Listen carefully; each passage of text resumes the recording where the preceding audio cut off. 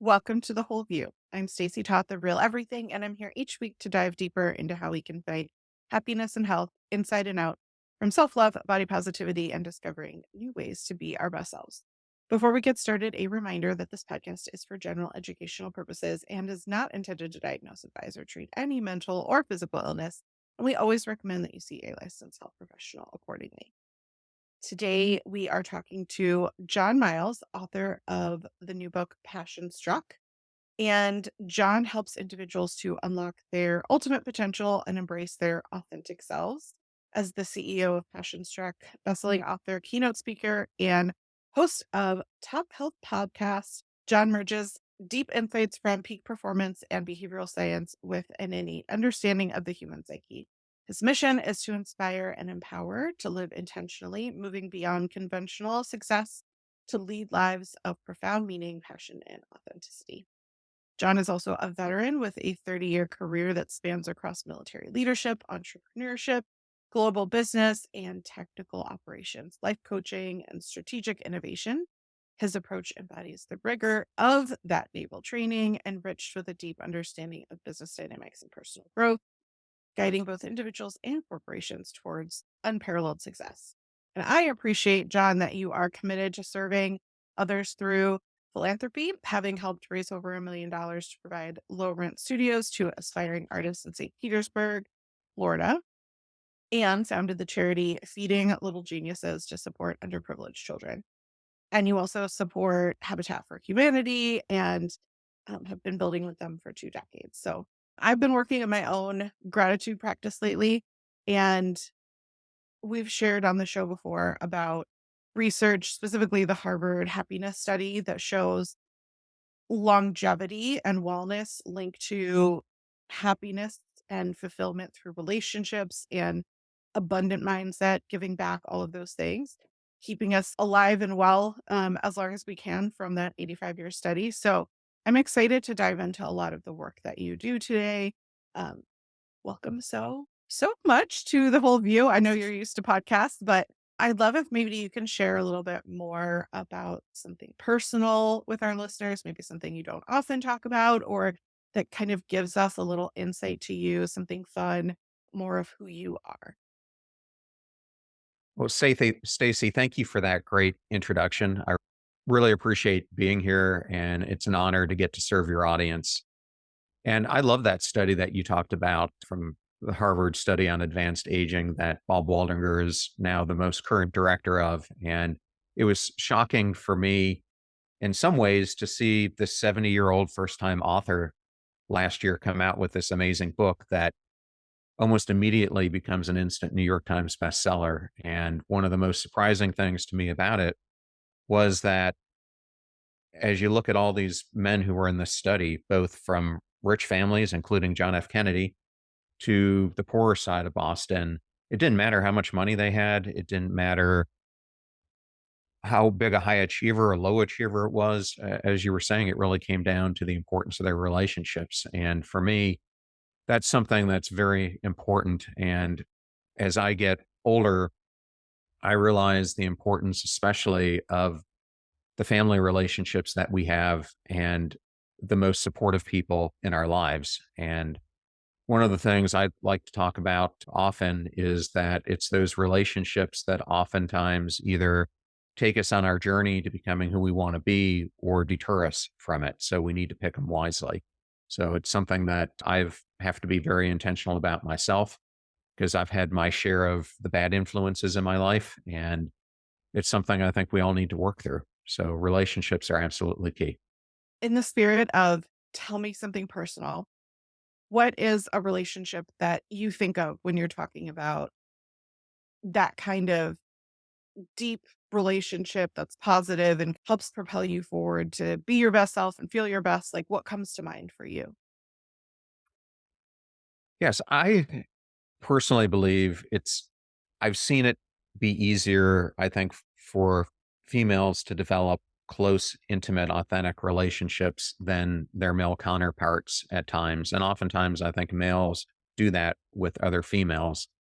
I've had a few of these close personal relationships with other males in my life, and the most profound one I had was with a dear friend of mine, Tim, who we pretty much shared everything with each other. And at that time, we were both going through divorces in parallel.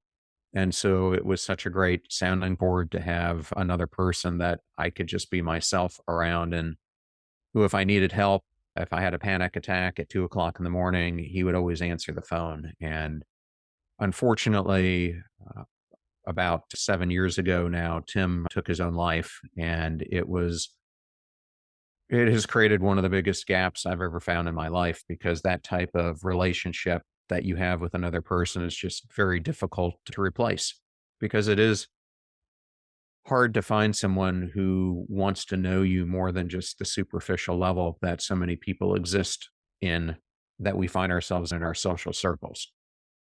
Yeah, I'm sorry for your loss and thank you for sharing that. I hear exactly what you're saying about that. Masculine type relationships are difficult to manifest for a lot of people. And I think a lot of it is actually cultural, right? Like this idea of what should be or appropriateness or all these kinds of things. But really, when I think about it, like one of the reasons I fell in love with my husband is because he has a very large family and has three brothers or had three brothers. One has passed. And just so close with all of them, and I saw how vibrant and fun kind of the time that they spent together was, and I didn't grow up living with my siblings, and there's something magical about that, and I think it's a great point that we all need those kind of relationships in our life, whether it's friends, family, whatever. That's a important aspect of our own well-being. So, I know that your book goes way beyond that, though, and I'm wondering if maybe we could lay some of the foundational information that you speak about specific to behavioral science research, and you also focus on how that relates to peak performance strategies, and the intermingling of those is where we can propel ourselves forward. So, can you talk a little bit about that and your philosophies? Sure, I'd love to, Stacy. So there are a lot of people out there who talk about self improvement or personal mastery, personal growth, whatever you want to call it. And I've listened to hundreds of them. I'm sure you have too. And oftentimes I find that the messages repeat what other people say, or they're based on popular beliefs, etc. And so when I came out of my long career in the corporate sector and I was doing my own me search to rebuild myself into the person I wanted to become, I started initially to study a lot of neuroscience. And I thought that initially that it was going to be neuroscience that was going to lead to the bigger breakthroughs for me. And understanding neuroscience is absolutely critical. But I was talking to a couple neuroscientists who told me that if you want more immediate and lasting change, that the better thing to study is behavior science, which is really about how people change and what enables us to do that and what prevents us from doing that. And so it was one of the best pieces of advice I had gotten, because it really shifted my focus into studying more behavior science and positive psychology, etc. And as I got further into that, it really did show me that if you're going to be intentional about the behavior changes that you're making, either shifts to your behavior or mindset, that there is really science that backs this up, and that I wanted to build that into what I was telling people, because it's one thing to share information, but I wanted to make sure that it was really backed by scientific research, whether that was in lab study or field study that was being done at universities across the world. And so I think that's in part what distinguishes both my podcast and my book from others, is that all the principles that I try to teach are backed by science in one way or another, or some form of psychology, and in some cases, neuroscience as well. Yeah, I mean, think of when I hear the word behavioral science, my mind immediately goes to the idea of needing to build habits or things that we say, like, you have to do things over and over again to build them in. What are some of the other areas that you looked into as it relates to behavioral science specifically? Yeah, so definitely habit formation is a core component of this. And one of my favorite people who has worked on it is BJ Fogg, who wrote Tiny Habits. And so forming those habit loops is critically important, but so is the science of choice. And one of the people I've studied is Michelle Seeger, who wrote a great book called The Joy Choice. She's a professor at the University of Michigan. And really, what this talks about is that our lives are made up of tens of thousands of choices every single day. The average person makes 60,000 to 90,000 decisions. But most of those we just make out of unintentional rigor. We're not intentional about how we're approaching the choices we make in our days. And what the science really teaches you is that these micro choices add up over time and they accumulate over your hours, days, months, years to either a path to becoming who you absolutely want to be or to a waterfall of doom and regret. And it's really interesting because there's science out of Cornell University led by Tom Gilovich, who happens to be a psychologist, who ended up examining about 3 to 4 thousand individuals who were approaching death. And he asked all of them what the biggest regret they ever had in their life was. And to me, the findings were pretty shocking because it wasn't the mistakes that we make. It was the what ifs, the should haves. It was not pursuing an ideal life. And 76% of them came back with the same answer. And the way that you change that is by using these micro choices. Another element that I really looked at is something called self discrepancy theory, which is really around the science of future self. And I studied work by Hal Hirschfield out of UCLA's Anderson School of Business. And what he really gets into is how you project your future self. And in self discrepancy theory, we have three versions of self. We have our actual self, which is who we are today. We have our ought self, OUGHT, which is who we think we should be. It's what society kinds of tells us we should be. It's what our burdens project on us. And the other self is our ideal self, which is who we could become. And so, what I really look at is how do you go from your actual self to that ideal self? Because I think most of us, and I found myself in this own trap, end up getting into our ought self and becoming who we think we should be. Another element that I studied was the topic of invisible influences. And I looked at the research from Jonah Berger out of the University of Pennsylvania on these and how invisible visible influences, whether it's the environment we put ourselves in or the people we surround ourselves with, as we talked about at the beginning, and how detrimental they can be on our life's journey. So those are just a few examples. All so great and interesting. And I just mentally added things that I needed to read to my Goodreads list. So thanks for that. I find it's personally really difficult for me to strike a balance between, I guess, my aunt self, but I think more true is this version of myself that helps me to have the appearance of, or whatever it might be. In my case, it's overachieving perfectionist because I'm fighting all different kinds of things in my mind, both to myself as well as how I want others to perceive me and all these kinds of things. And trying to find a balance between that version of myself, which didn't actually produce the happiness and fulfillment that I wanted it to, and wasn't really healthy for me because of burnout and all those other kinds of things. And then this trying to be my ideal self, or what I call my best self. And I'm curious what your thoughts are on that peak performance mindset, but also how we can manage ourselves in terms of preventing long term negative health outcomes like burnout. How do we strike a balance with all of that?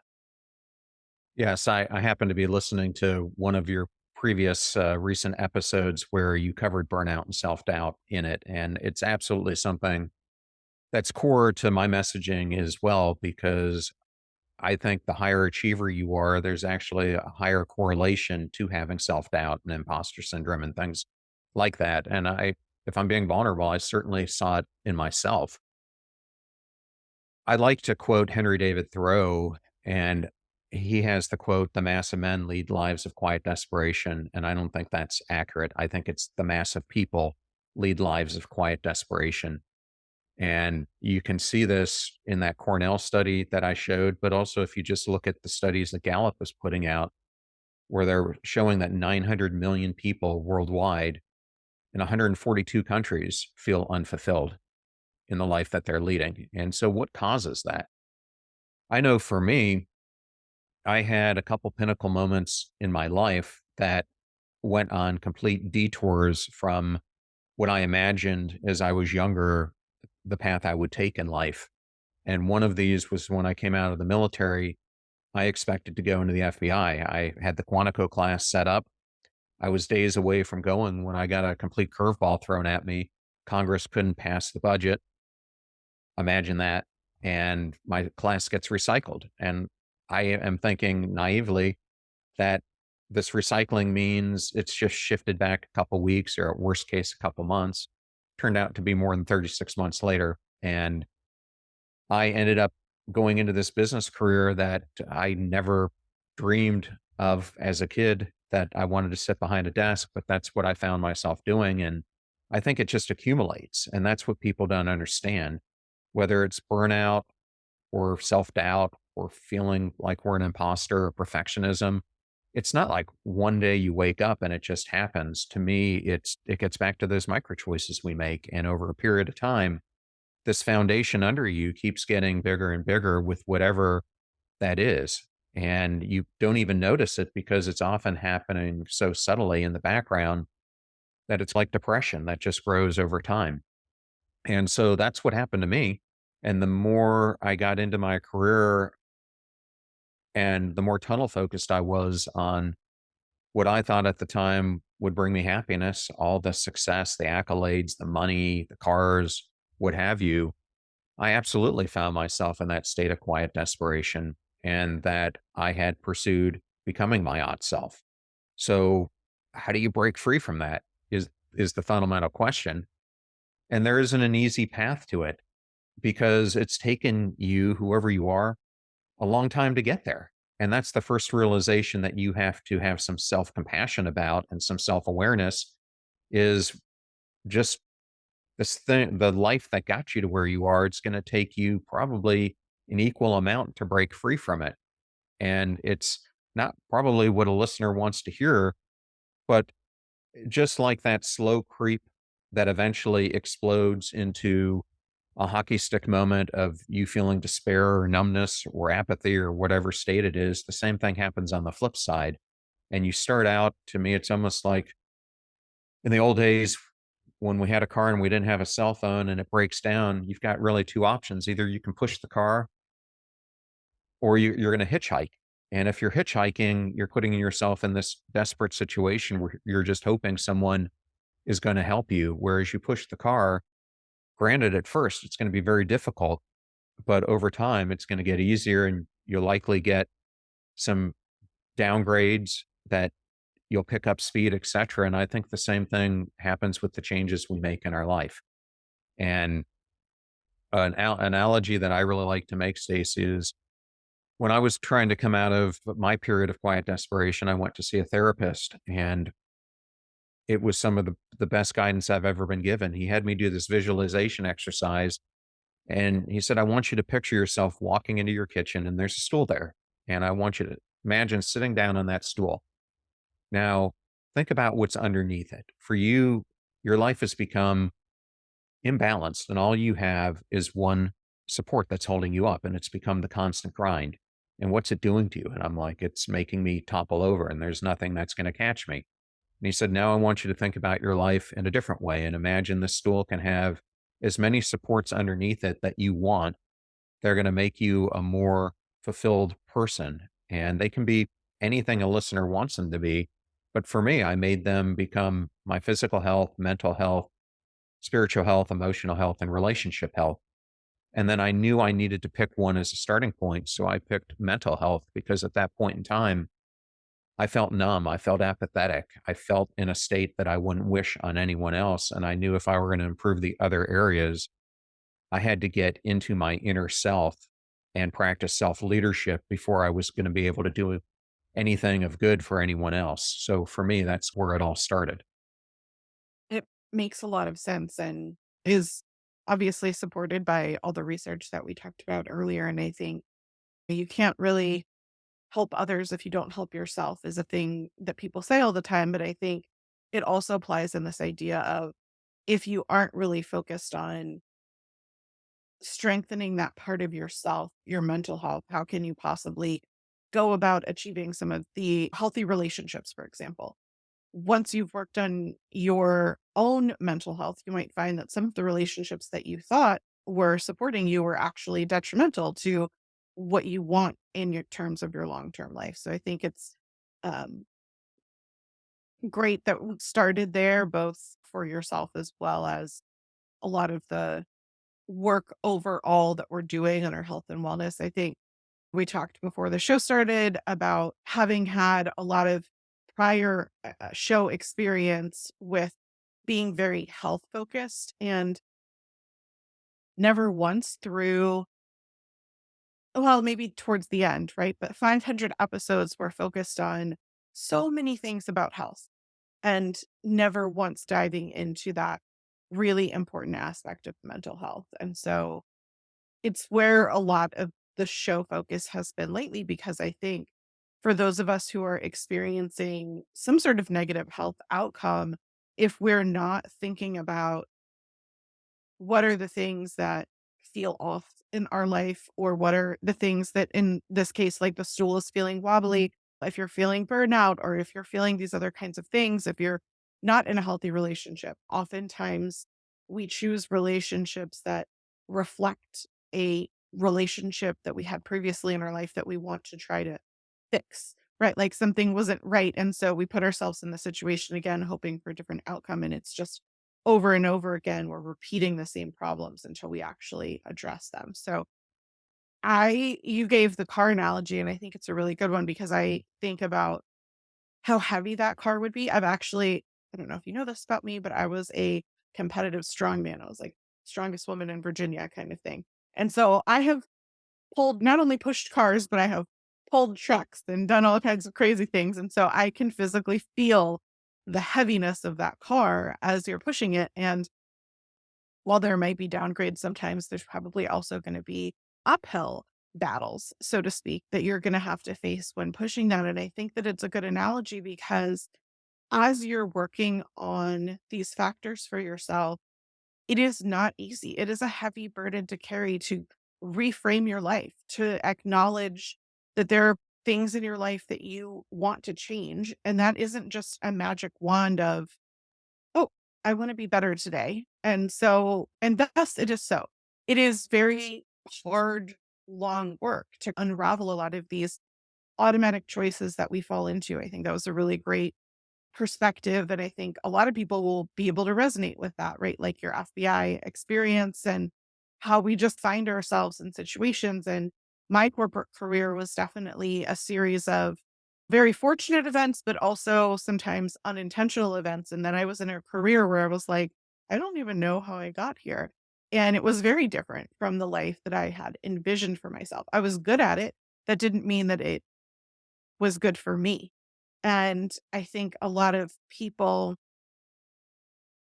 can probably envision themselves in that situation, or on a path, as you suggest, that doesn't really feel aligned to who they are or their values or what they want their ideal self to be. Or I love the perspective of how did you see yourself when you were a child? Or as a child, how did you envision your future life? Because I think that really gets to a little bit of like, what does our inner child want or need, in addition to like, what were your dreams and goals? And relating that back to what would you, as a person who is about to die wish that you had done previously, like all these things that you mentioned earlier. And I'm wondering, what can we do when we're feeling that heaviness? We're in the slog of pushing the car where it just feels off. It doesn't feel right. And maybe we don't even know all of why that is. And what do you suggest as a first step? I know you talked about therapy, but beyond kind of that first step, what are some of the ones that you outline in your book or that you find yourself working with people when you're coaching to like work through the stickiness, the feeling that sometimes we all have? I think the first step is doing a concept called life crafting. The way that the book is organized, and maybe that's important for people to understand, is it includes 12 principles that I uncover in the book. Six of them are mindset shifts, six of them are behavior shifts, and that makes up two sections of the book. The third section is on the psychology of progress, which is once you understand these principles, how do you put them into action into your life? Because I didn't want it to be a book that was just read. I wanted it to be applicable for people to use. And the way I came up with the 12 principles was by studying about 750 different luminaries, vanguards, whatever you want to call them, everything from educators to actors and actresses, professional athletes to CEOs, astronauts, military leaders, etc. So a wide gamut. And I kept finding that those who were able to break through, those who were achieving this path to becoming their best selves, followed these principles. And then I tried them out on myself to make sure that they actually worked before I documented them in the book.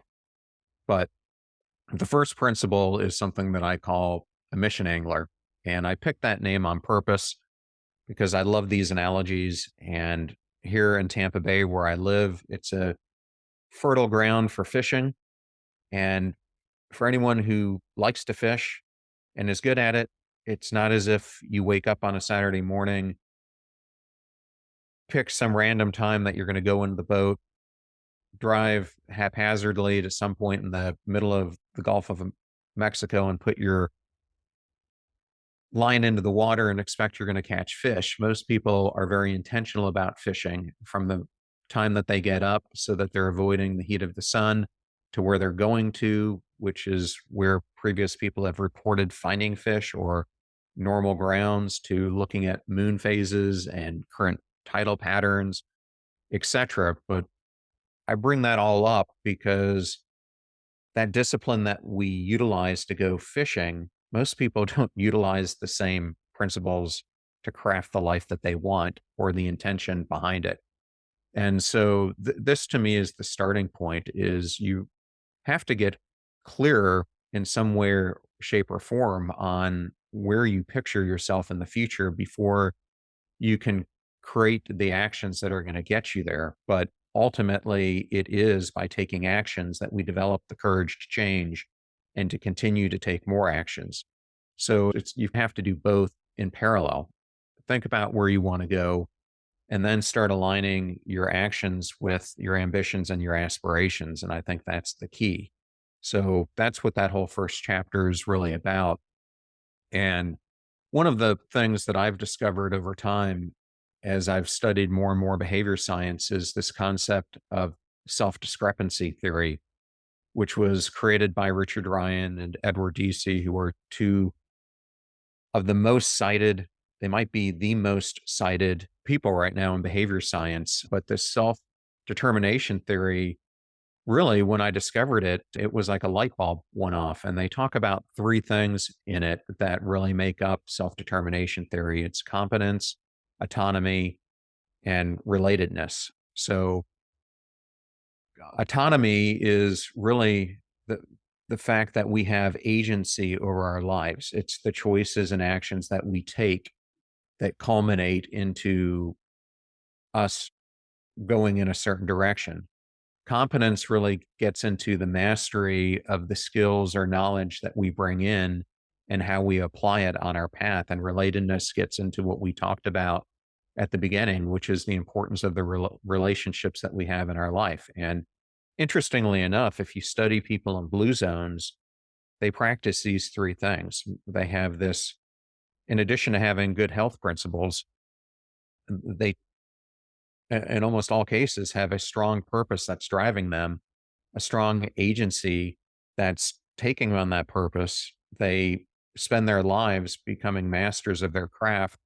And in these blue zones, the relationships that they surround themselves in are extremely important. So, applying this self discrepancy theory on this path to your future self is extremely important. And so, that's what I cover in the first chapter. And I give two great examples, as I try to do in each chapter, of people who have used this in their own life. And in this chapter, I focus on Gary Vaynerchuk and also Jim McKelvey, who founded Square, and how they use this mission angler philosophy to craft the lives that they're both leading right now. I love that you brought up some of the stories and examples because I think that's something that can help people, as you noted earlier, figure out how to implement things in their own lives or see a broader picture of things, relate to it, so to speak. And you've worked with a lot of incredible individuals as well as telling the story of others.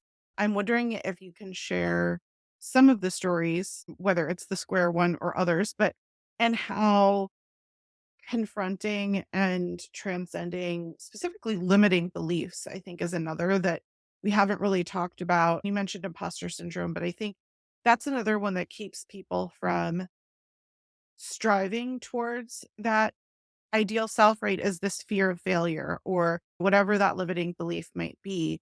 So I'm wondering if you can share some of those stories and examples of how people work to overcome what that looks like. Sure. So in the book, I talk about a woman named Kirstie Ennis. And Kirstie was a Marine Corps sergeant. She was on the end of her tour. And it seems like so many veterans I talk to, it's like this story repeats. They're at the end of their tour. She was actually on her last mission. She was part of a helicopter crew, and her helicopter crashed. And when she woke up and lay in the hospital bed, she realized that she had very traumatic injuries, from traumatic brain injury to losing both her legs to other ailments from shrapnel and everything else that impacted her. And it's an interesting parallel story to a podcast that I've actually got coming out tomorrow with a gentleman named Harry Buddha Magar, who is part of the Gurkhas, who are the Nepal famed fighting forces that have served alongside the British Army for well over a century. And a similar thing happened to him. He was in Afghanistan on a basic patrol, one of the last days of his tour, when he stepped on an IED and also lost both his legs. And so when you think about both those examples and what difficulties the majority of us face, these two individuals were posed in a situation where their life was forever changed. And I think for both of them, they both started out on the path of really doubting that their life was going to amount to anything. And in the case of Harry, he started to really drink himself to death because he thought death was a better solution to the life that he was going to lead. And his legs were amputated above the knee. And in his case, it was looking at his son through the eyes of the person that he had become, and really coming to the realization, is this the image of the person I want to have my son remember me as? Or do I want to become a better person so that he has a father that he looks up to? And so his path, well, actually, both of their paths became getting immersed into action sports. And it was through those action sports that they both found fulfillment. And then, ironically, it led them both to want to get into mountaineering, which to me seems like the last thing in the world I would want to do if I were missing my legs. But Kirsty now has climbed 6 of the 7 peaks. She has tried unsuccessfully to climb Everest now 2 times. And Harry has climbed Mount Blanc. And earlier this year, he's from Nepal and he climbed Everest, becoming the first person to ever scale it as a person who has lost both legs above his knees. And I think both just show you the power of saying I can in life when so many of us, when we have life altering situations that we find ourselves in, say, I can't. And to me, it's really rebuilding this mindset of redefining what success looks like for us. And then again, it's taking actions that build up the courage inside, and those boundary expanding actions lead to more courage, which allows us to expand the horizons of what we think we can accomplish and help us to get over the limiting beliefs that we have. So those are 2 stories from the book, or one story from the book, one from the podcast. I'd be happy to give another one on another topic. I love both of those examples, and I think maybe I'll think of another one because I would love to talk about specifically resilience. So I know, like, these are great examples of resilience, and I think one of the things that I've learned that I need to help specifically my children do. I have 4 teenagers, and one of them is a foster child who's been through a lot of trauma and different things in their life, and it is very easy for brains to get stuck in this idea of I can't. And these examples are fantastic. And I can just hear my children's voice in my head saying, well, I could never do that, right? Like these people have something special or different, or I'm in a different circumstance, or still stuck in that mindset of, gosh, what am I even doing if this person is scaling mountains without their legs? Like that's incredible. And I hear on the other side of my brain, Brene Brown's work on resilience is something that I've really been leaning into. I first heard her speak about it listening to the audiobook Atlas of the Heart. And she spoke to it specifically about children and about how, as a parent, it's really difficult to watch your child suffer, that you just want to like step in and fix things and make everything better and easy for them, but that doesn't build resilience. And that in allowing our children to experience negativity in life, it helps them build resilience under our roof so that we can help reframe their brains and like do this kind of positive action. And I I think that as I'm seeing especially newer generations, I think Gen X and beyond have been through, like, my grandparents went through the Depression. My grandfather was in multiple wars. You have military experience. There's resilience built there that I'm not seeing in our younger generations, although my children have been through a pandemic and what they went through is nothing that I could possibly understand because my high school experience is very different. We didn't have social media. We didn't have a pandemic. We didn't have a lot of the things that they are building resilience to. But I worry when we're talking about some of these like bigger things as it relates to, am I going to be able to move forward or do these things that I would really want out of my life, but am convincing myself that maybe I don't because I think I can't. That becomes this, it's almost like an emotional muscle, I think, resilience, right? And being able to tell yourself, as Brene says, like, that's the story I'm telling myself versus the reality of what's happening. And so I know that you have, thoughts and processes around reframing and building that emotional muscle, building that resilience. And in these stories that you're telling, what does that look like as we kind of work on ourselves? Because it is difficult to recognize those moments in ourselves. There's a reason that I hear my children's voice and not my own voice around the things that I'm probably needing a little push myself, right? Yeah, Stacy, I can talk about this from a personal perspective, and then I'll give an example of someone I have in the book. So For me, resilience is something I've had to build from a very young age. When I was 5 years old, we lived in Bay Village, Ohio at the time, and I was playing in the yard that separated our two houses with a bunch of our neighborhood kids.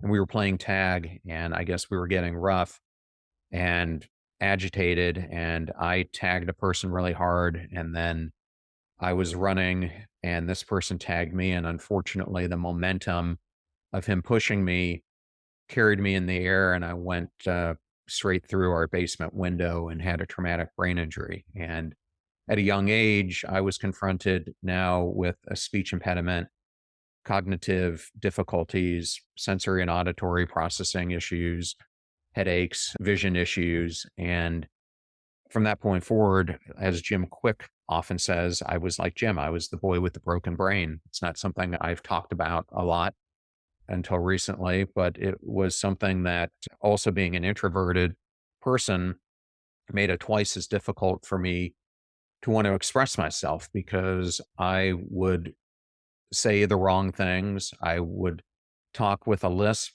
I couldn't remember words. I would mispronounce words. Kids would laugh at me and make fun at me. And just from a very young age, I had to become resilient inside to face up to those things and to realize my limitations, but to also realize that those limitations could either define me or I could find ways to overcome them.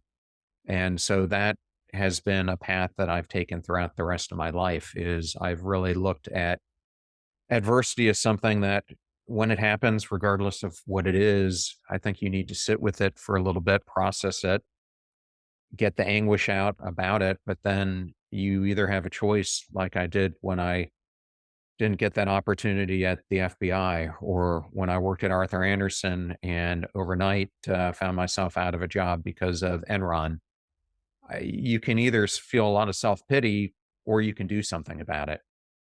And I think it really comes down to how we cognitively reframe the situation and how we deal with it. So, a good example of this that I highlight in the book in a chapter called The Perspective Harnesser is a long term dear friend of mine, Chris Cassidy, who some of the listeners may know. Chris is a fairly famous person because not only is he a Navy SEAL, but he was also the chief astronaut at NASA, and Disney did a whole film about him that some of the listeners may have seen. But I've known Chris since we were both 17 years old doing push ups at 2 o'clock in the morning out on hillsides and boot camp. So a huge perspective shifter himself. I like to tell the story of when he went to Buds, and he tells me that like the difference between someone getting through Buds or not getting through it has everything to do with how you're mentally viewing the adversities that you're going through. And he said that for him, he had to shift his perspective completely. And a lot of us see our lives as either or. And that's what in Western culture, a lot of us have been taught as linear thinking. But something that I cover in this chapter is the behavior science around paradoxical thinking or both and thinking and how powerful this is. So as he was going through Buds, he began to see his time there as if it was a rubber band and that time can be expanded or reduced. It was really malleable based on how you were able to see it. And so he started to approach his trials of getting through Buds as short periods that he saw as a band expanding and that trying time was going to end. And if he could keep himself mentally focused that it's going to end and work through that small period, then he started to embrace things such as how do I get from lunch to getting through this next endeavor that we have to then getting to dinner to then being able to get into a warm bed at night before I prepare myself to do it again. And I think it's that mentality of thinking of our lives as that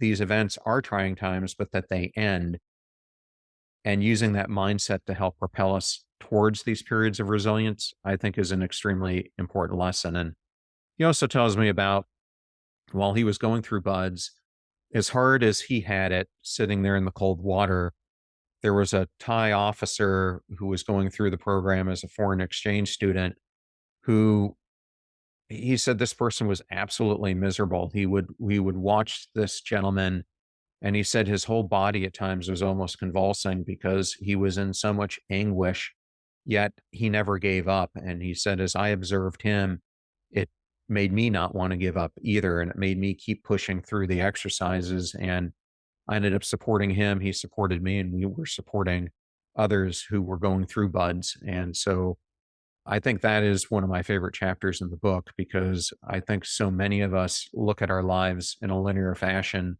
instead of realizing that it's both balancing hard work with rest. It's both merging self discipline with self compassion. It's both finding harmony between solitude and community, integrating our mind and our body, accepting oneself as sufficient yet capable of growth, etc. I love the and philosophy. And so I'm looking forward to diving into that a little bit more. And I've learned it in the context of psychology and simply working to reframe a lot of thoughts from, as you're saying, linear. I think a lot of us say but when we really mean it. And so I've tried to start changing my wording around that. And it's, as you're saying, incredibly powerful. For those of us who are not in the know, what is buds? Oh, BUDS is a basic underwater demolition school that Okay. it's about a half a year program that the SEALs have to go through, be- and it typically has had only a 25 to 30% pass rate. I figured it was related to, as you were speaking, I was like, oh, it's got to be the difficult part of what SEAL training is. But I had never heard that term before. So thank you. Yeah, BUD/S. Got it.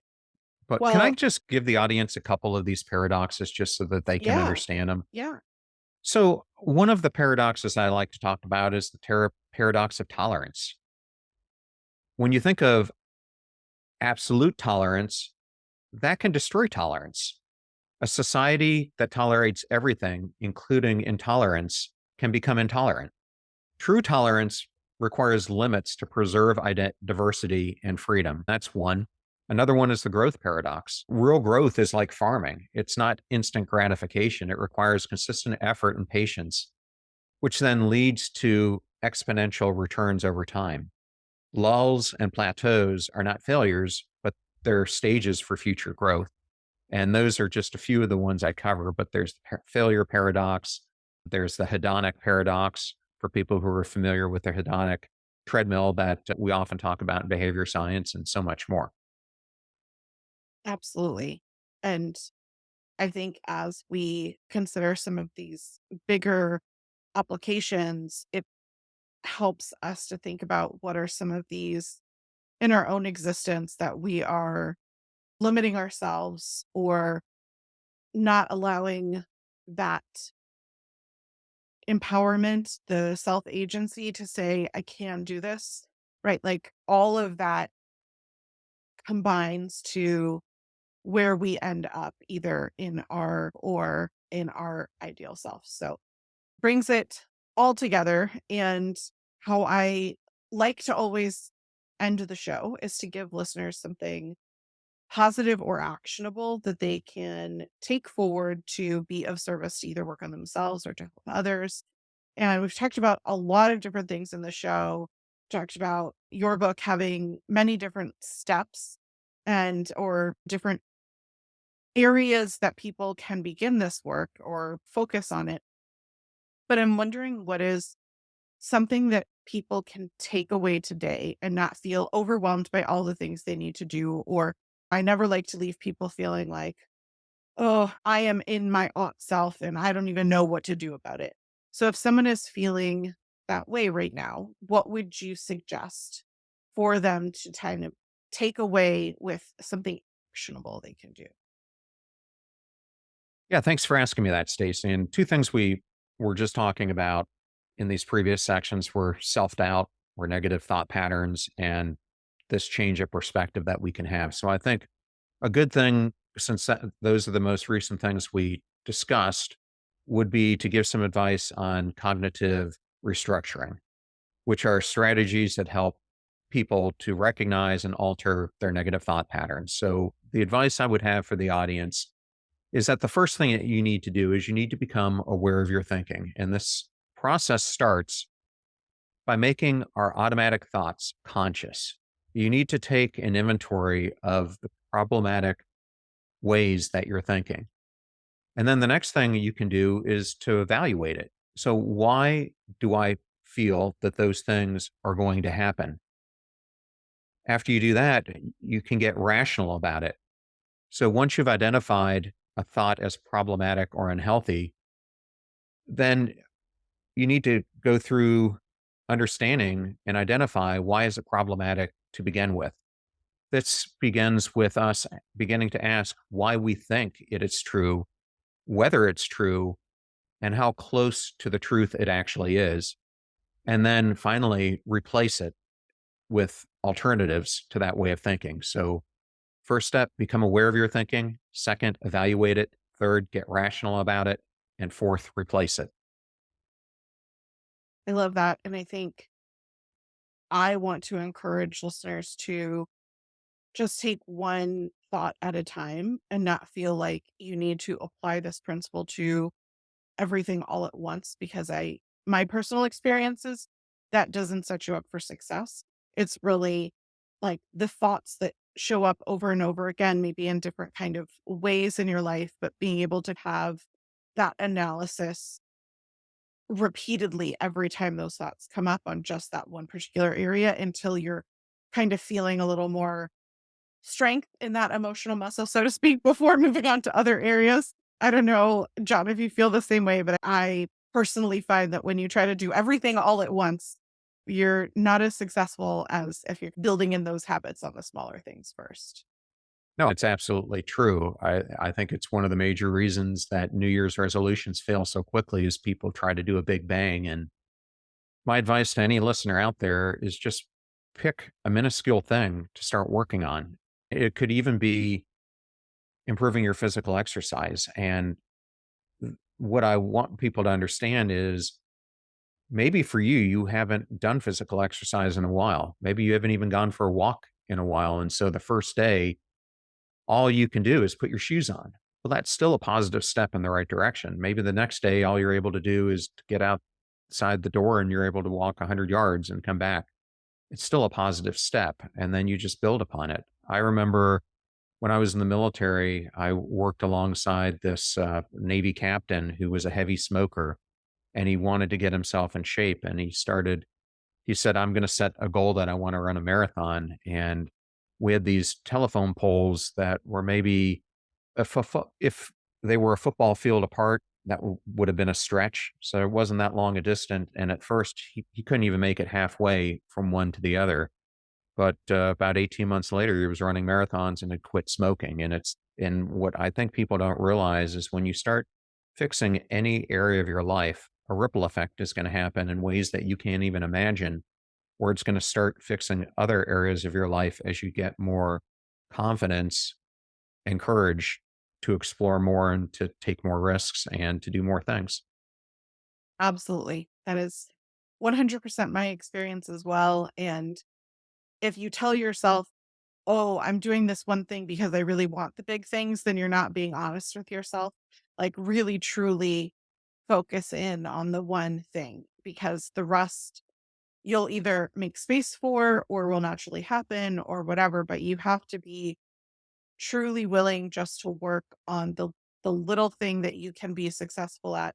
Small wins, I call them, right? Like you have to feel that positive result in order to beget more positivity, the snowball of goodness, so to speak. So it's the opposite of your, what did you call it? The waterfall of doom and Um, negativity. I'm yes, gonna definitely use that one in the future. So I John, call it thank you so much. I call it the tsunami of greatness or the waterfall of doom and regret. There you go. I love it. Well, listeners, thank you so much for tuning in today. If you'd like to keep in touch with John, you can find his website at johnmiles.com. And we'll put a link in the show notes for you there for both his website and his book, Passion Struck. Stacy, thank you so much for having me today. It is such an honor to be here, and your audience is amazing, and I can't wait to serve them. Listeners, thank you so much for tuning in today. If you'd like to keep in touch with John, definitely go to his website, johnrmiles.com, and we'll put links in the show notes for you because he's also got social media under the same name and his book, Passion Struck. We want to make sure you have access to that. And John, thank you so much for being a part of the show. And I want to encourage everyone to check out the list of resources that we've put in those show notes because I'm gonna pull a lot of the stuff that you were mentioning, John, about different studies and different resources of people that you're referencing. So I know I want to add them to my list, and I'm sure listeners do as well. So thank you for all of that. And listeners, if you would like to get all of our shows delivered to your inbox ad free, make sure to head over to patreon.com/slash the whole view.